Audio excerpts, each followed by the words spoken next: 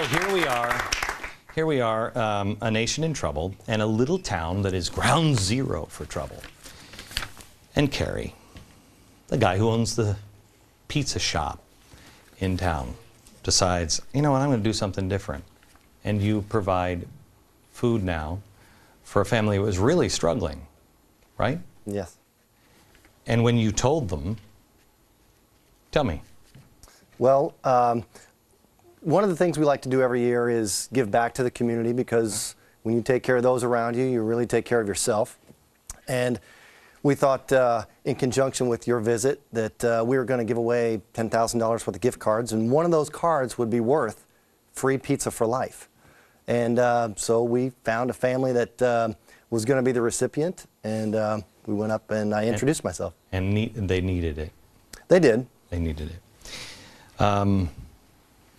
We have a couple here who've been having problems and their business burns down, and somebody calls out of the blue and says, come to Wilmington. We've got a great place for you. They do the deal, they shake hands on it. We have Robin and her husband Larry who are like, this could be a disaster. But they decide that they're going to open up a prayer room on downtown Wilmington when things were going great. When things were going great. Boy, I bet they had some sleepless nights. This is bizarre. Alan, a guy who says, I'm not going to take any help when help is available. I'm not going to take any help because I know we'll make it. I know he will provide. We have Joshua, a guy who's watching the show and hears me say, you know what, I wish somebody would write the Federalist Papers in common language, and he does. And he gets his frat brothers to get into the car and go to Wilmington, Ohio. Fun times with Joshua. We have Stephanie and Mike, a couple that are from Texas, and saw what Robin was doing on TV and said, we got to drive to Ohio from Texas. And they found answers. Miracles are happening. Miracles are happening. Robin, you said a minute ago that you think the secret is what?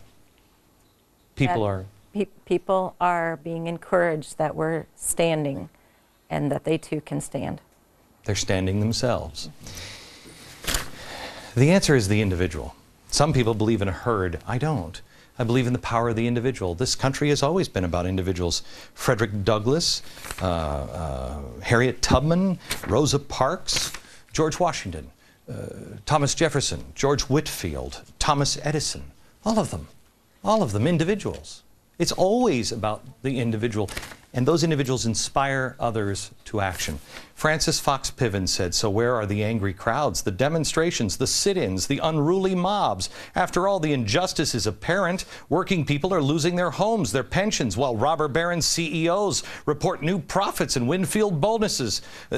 Shouldn't the unemployed be on the march? Why aren't they demanding enhanced safety net protections and big initiatives to generate jobs? Where is the anger? I don't know. It's not in Wilmington, Ohio, and they're much, much better for not having anger. Back in a minute.